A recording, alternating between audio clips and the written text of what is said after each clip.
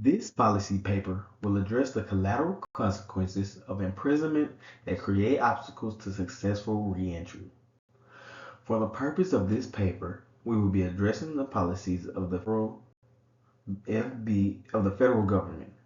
The idea of reentry is comprehensive. It includes all programs and activities geared towards ex-offenders successfully reintegrating into society. Research shows that two-thirds of the inmates released from prison will be arrested within 3 years of that release.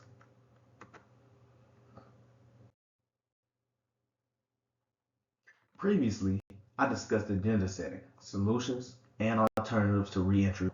Today, I will discuss adoption and implementation. A quick recap of the policy issue I am addressing. Because the FBOP is a federal government entity, it receives funding annually by the approval of Congress. So, the cost to staff and run prisons are funded by citizens or taxpayers.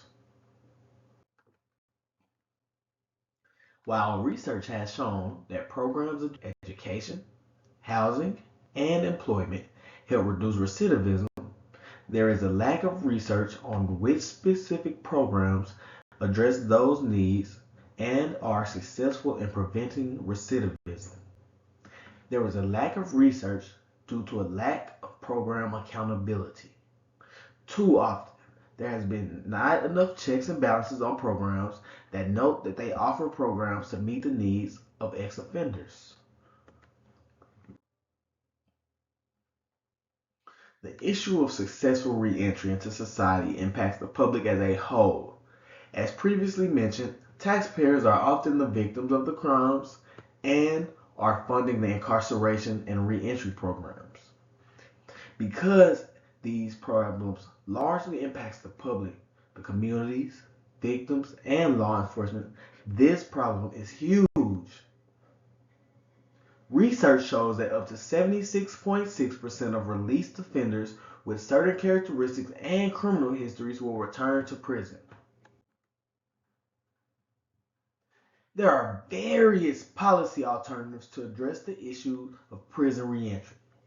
Those solutions and alternatives that I have are banning the box, moving the question of criminality on initial job applications to after or during the interview process, expanding access to educational and vocational training by 25%, increasing congressional budget on the federal level specifically for reentry funding, and also ending the ban on social programs such as financial aid and public assistance, as these restrictions are levied on offenders depending on what their conviction is.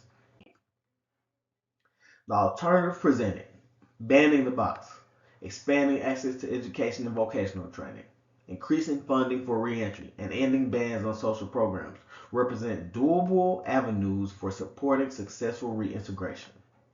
However, the political likelihood of these alternatives varies, and decision-making styles must align with the realities of policy-making institutions.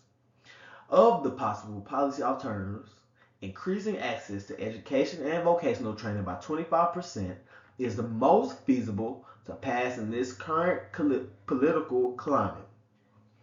Education in prison has been shown to reduce recidivism by up to 43%.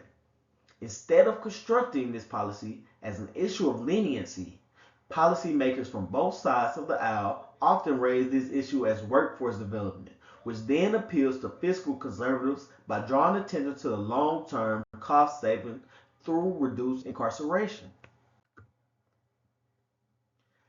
Implementation of the policy alternatives will be shared responsibly across federal, state, and local levels.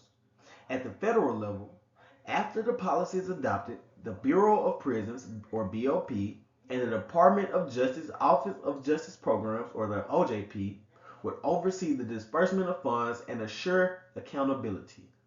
They would coordinate with the U.S. Department of Education to align prison education programs with national standards. At the state level, agencies like the respective departments of corrections and community correction will implement vocational and educational programs in facilities and reentry centers. Finally, at the local level, community nonprofits, workforce development agencies, and educational institutions will be responsible for delivering training and mentorship services directly to participants. The implementation of reentry reform is of importance to various stakeholders, including correctional agencies, nonprofit reentry organizations, educators, employers, and families of incarcerated individuals, as well as the offenders themselves.